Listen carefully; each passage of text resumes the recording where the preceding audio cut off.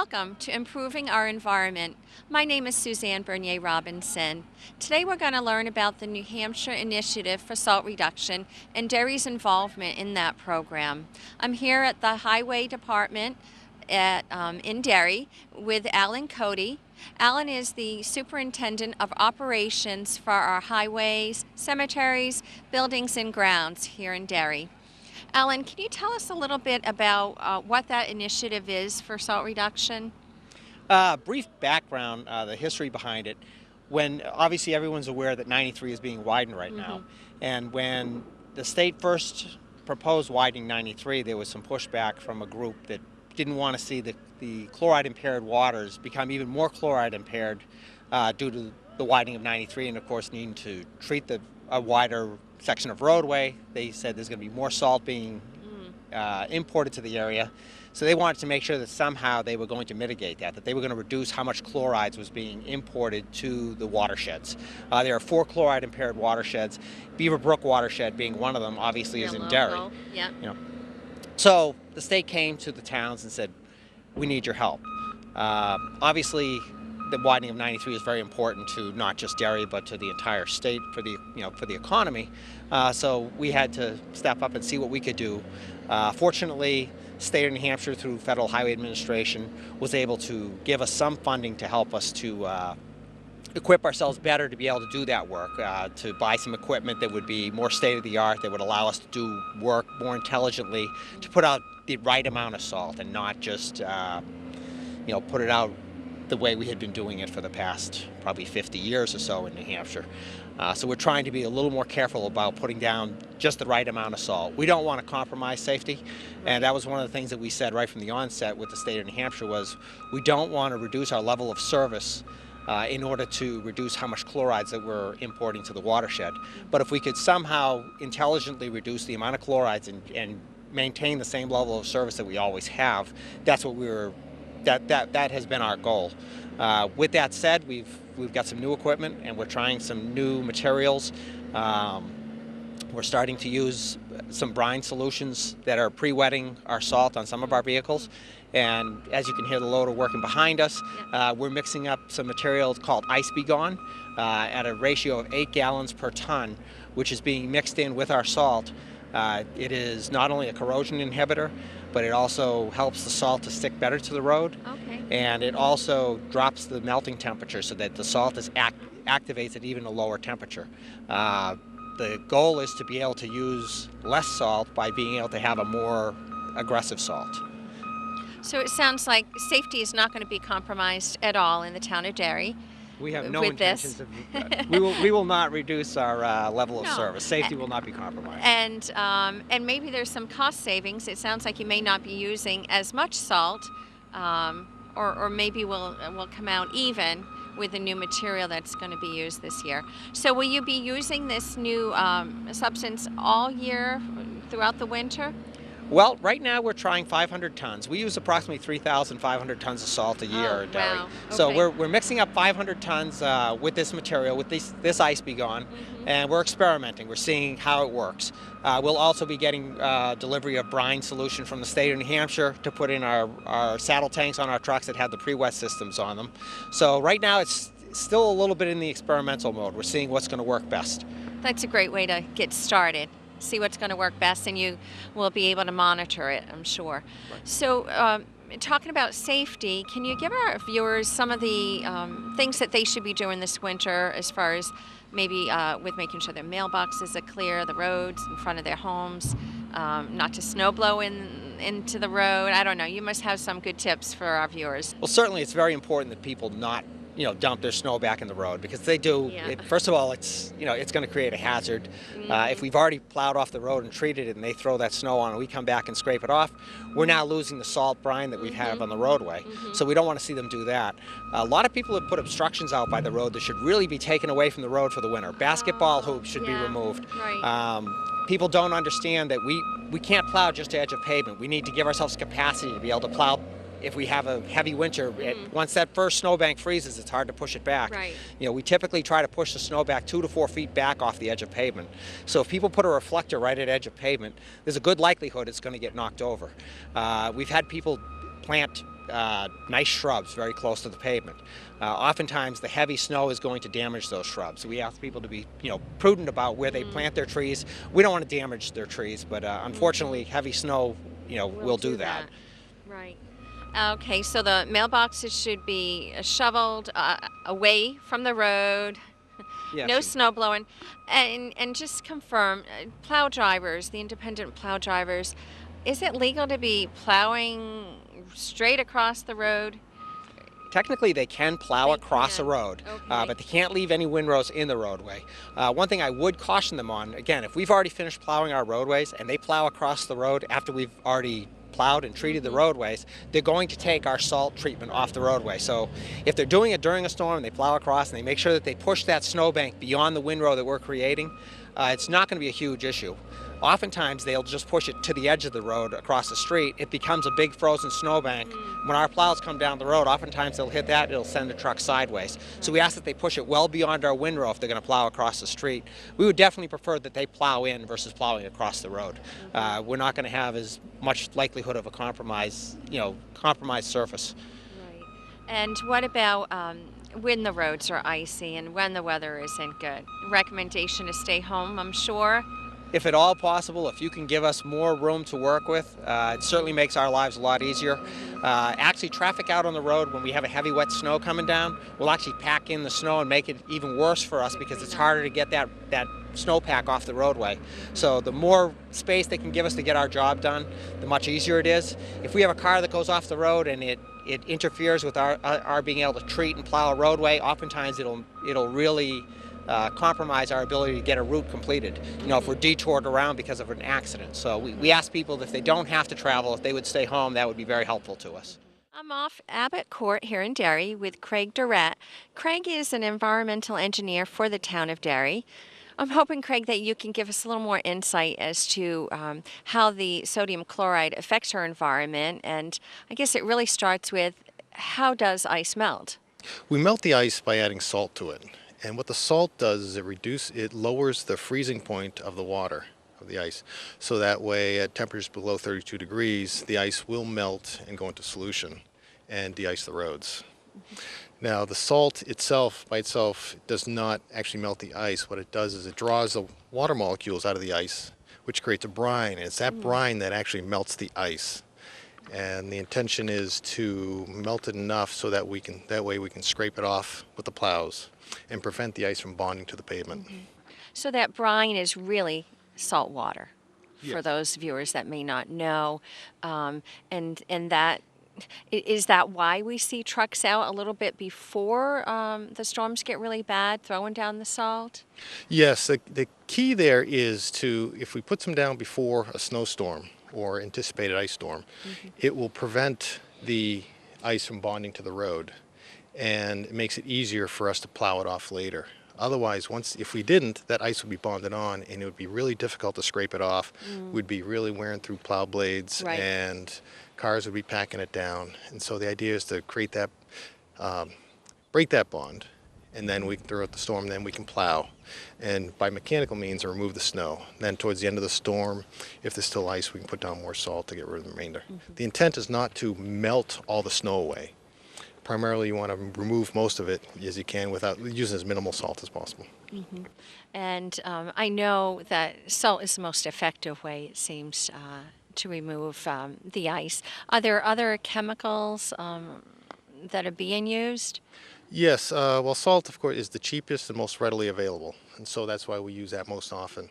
There are also things like magnesium acetate or calcium acetates, which are actually they're much more expensive to use. They don't have as much of they have their own environmental impacts. It's a little safer for, let's say, plantings or vegetation in that regard, where salt can have other environmental impacts. Acetates may be less corrosive on equipment or cars and stuff, but the price and availability of it doesn't match up in terms of using the salt. So, our goal is, of course, use less salt as possible while keeping prices down and getting more efficiency out of it. Well, I know with the salt, there is a lot of corrosion on the cars and on the concrete bridges and barriers. Those are expensive to repair. So it's nice that the industry is considering other alternatives to try to handle the roadways. So we're going to continue using salt because it does seem to be the best practice right now and the most cost effective. But what is happening to that salt as the ice is melting and we're getting warmer temperatures? The salt is getting into the environment, right? Yes, well, the salt when it melts the ice, obviously it's got to go somewhere, and salt is highly soluble, so it goes readily into water. When it runs off the road, or we get precipitation, either from that will wash it off, or the snow melt, it makes its way into either storm drains or roadside ditches, which eventually make their way to streams and ponds. And in that situation, it can have an effect on the environment. Too much salt can negatively impact aquatic life, fish, if it at high concentrations for extended periods of times. It can also affect the soil, the permeability of the soil. It changes the soil structure, so it affects, along roadways, it'll affect the ability of plants to take up nutrients, as well as their ability to absorb water. So it does have that negative impact in that regard. I've actually seen, it looks like sometimes the bushes and shrubs along some of the highways and roads have a funny color when spring comes around. Is that just some salt residue that's been left on it? Yes, some of it's the salt that's been washed off into the soil that's percolated through the soil, but also you get a salt spray which can impact the budding of trees right alongside a road. So you may see a browning or of some vegetation along the roads. Some of the other materials that are out there, I mentioned acetates, have their own impact on the environment too. Is they, while it may be safer in terms of plantings and stuff, negatively it adds nutrients to the water. When it washes off, it goes into the water supply, I mean the ponds and streams, and nutrients by themselves can cause algal blooms in surface I don't know water. what those are. Algae, you end up getting a bloom of water, let's say a lake, may see an algae bloom where it gets cloudy, a green. It's actually an organism. It thrives Yeah, on some of those the nutrients from ponds you that. don't want to swim in. Right. Well, the algae, one of the concerns here in New Hampshire as well as nationwide is cyanobacteria algae. When you get blooms of that, it's a toxic algae, which fertilizer also has an impact, can cause those to grow. And what they do is when that dies over towards the end of a season, it uses up all the dissolved oxygen in the water, can cause fish kills and affect other aquatic life. At the same time, the acetates that by themselves are organic, so when they decompose too, it competes with the oxygen in the water. So actually it could have a more detrimental effect in some regards than salt would in those regards. But however, it is less corrosive, but it's also far more expensive too than salt. Right, and we may be creating more of an issue for the environment by looking at the acetates.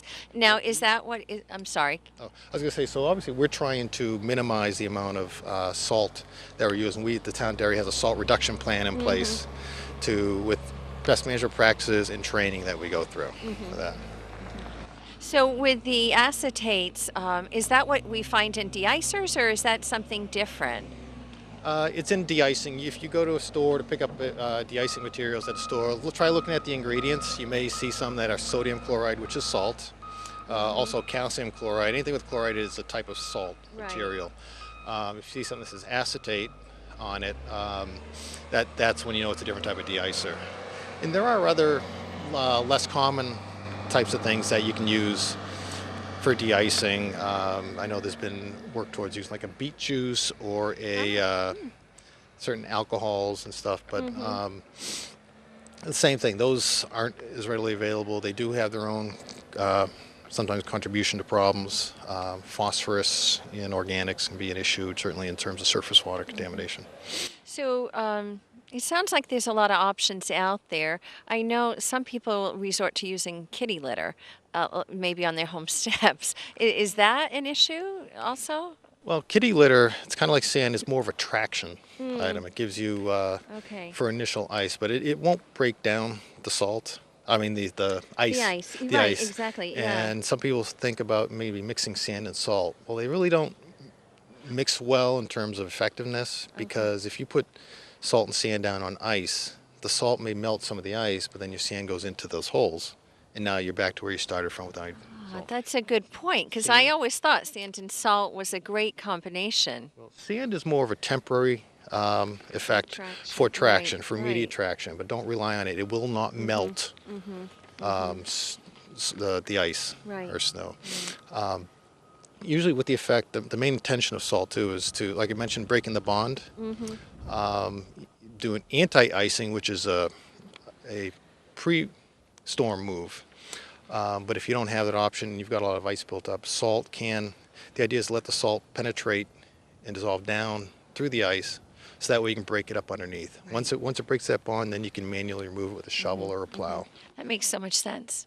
What other things can we do as residents? Well, the key thing to recognize and understand is you need to know when to apply, how to apply, and the limitations of your de-icers. As mentioned, anti-icing ahead of a storm, puts them down, makes it easier for you later to shovel it away. Don't overuse. More salt doesn't always mean more effectiveness. Okay. If you have that anti-icing down, then you can mechanically remove your snow shoveling, and then you can put down some more afterwards to prevent a refreezing and icing situation in that case. Certainly, less is in ways better. More doesn't help you at all in terms of getting effective, because in the end, most of it ends up washing away. You get a rainstorm, it's all washed off. Don't put down salt if you're just expecting rain or too far in advance, because you have that concern of either wind or rain washing it away. Be aware of the conditions, of course, and in the end, also think about what you want to accomplish in terms of,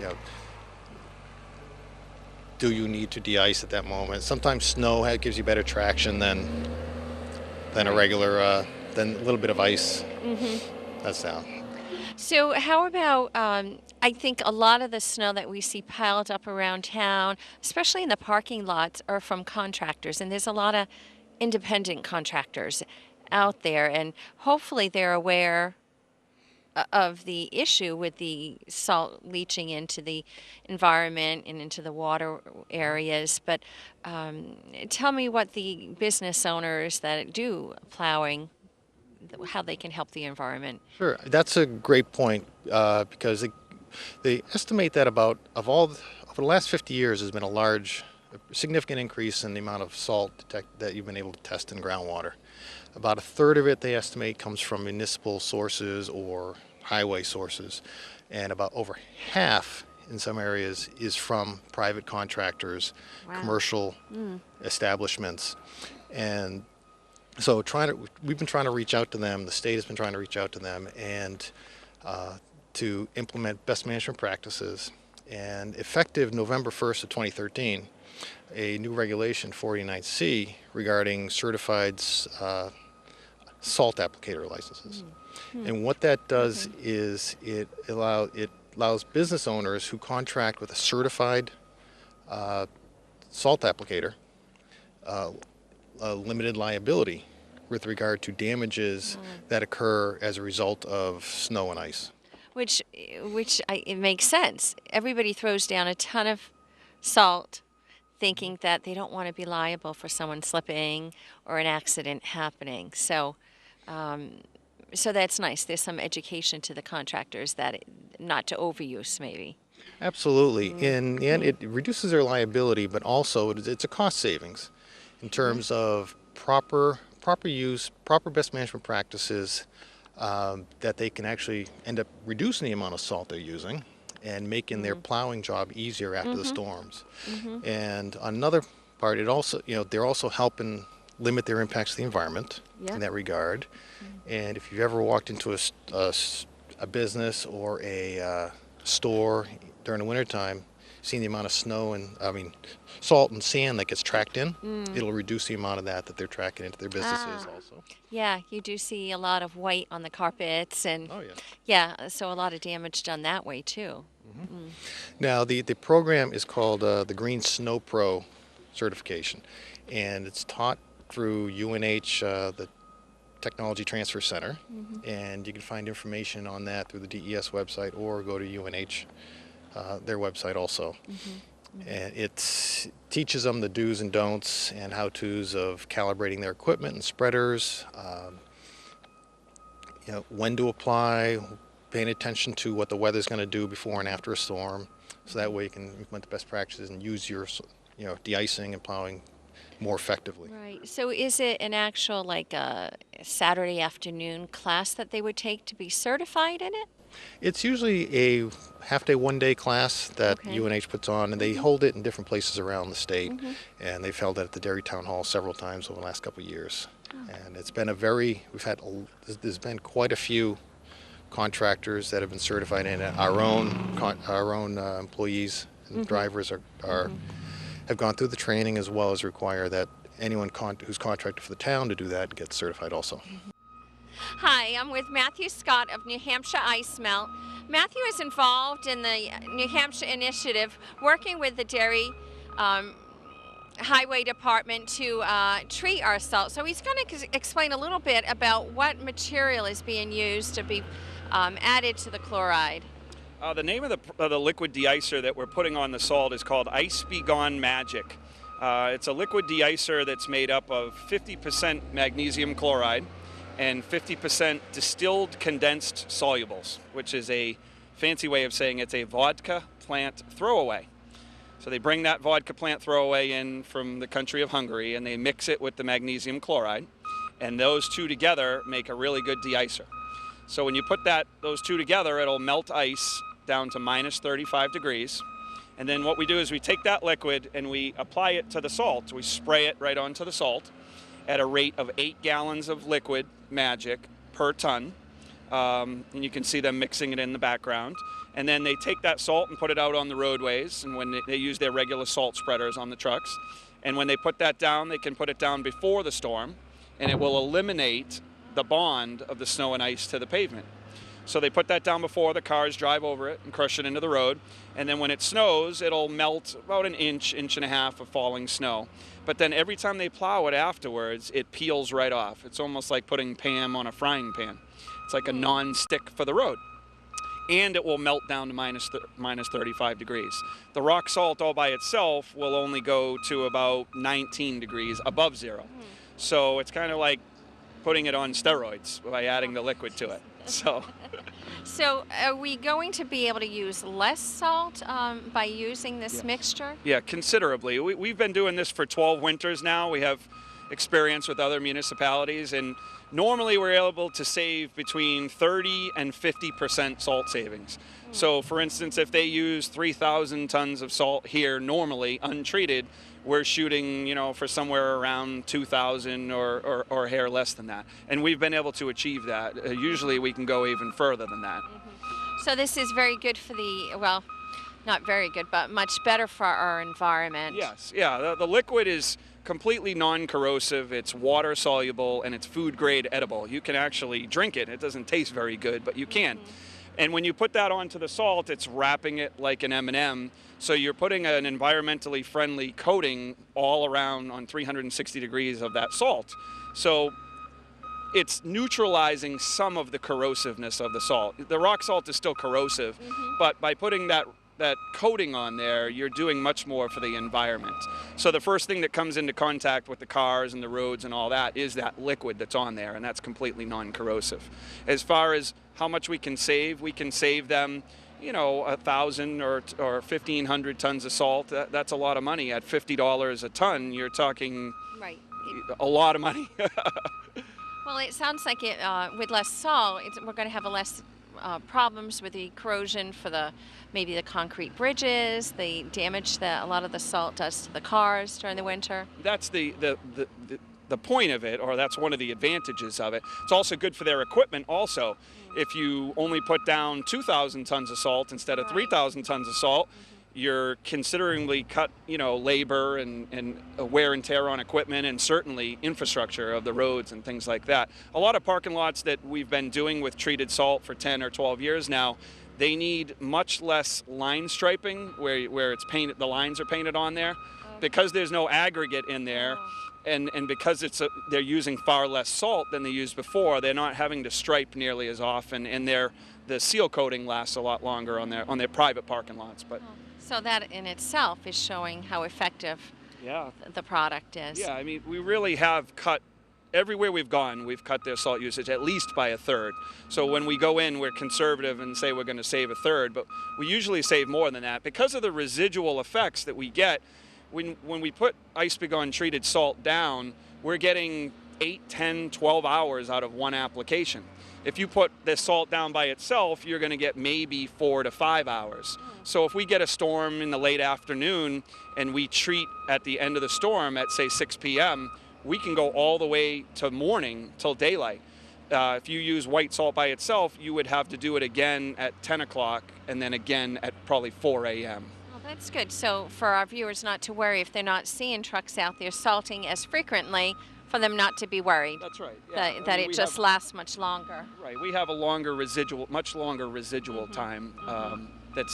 It keeps it from sticking. You may see snow out there, but that doesn't mean there's ice on the bottom. We're keeping it loose on the bottom and keeping it from freezing to the road. So it's much better for the environment. There's less salt going into the water bodies. What about animals? I mean, it's a sweet substance, right? So well, we do have deer that come into our shed trying to get to it, and we have seen them trying to eat out of the pile. They're doing that already anyway, but it does have a sweet smell, like a suey sauce kind of smell, or ginger sauce, something like that. But there's no concern for the animals. No, we're actually the only liquid de-icer that has an award from the EPA called Designed for the Environment.